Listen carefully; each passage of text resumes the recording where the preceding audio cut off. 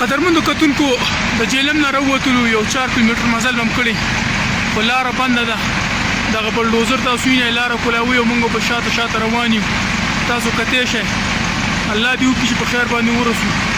مکمل لاره خرابه بنده ده واوره شروع ده تقریبا چې 2 فوټو پورې به دغه واوره پرته وي په دې لاره باندې ستور ته روان یو 2 ورځې چې واوره شروع ده نن منفي 8 ډګري سنټیګریډ یخني ده او سبا له د منفي 16 ډګري سنټیګریډ یخنۍ دغه ورکړی دی موسمیاتو د چیلم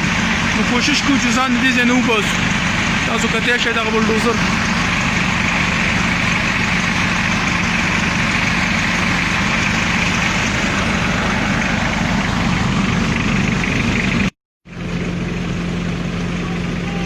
دا غرونه ټول یو واوره پراته دي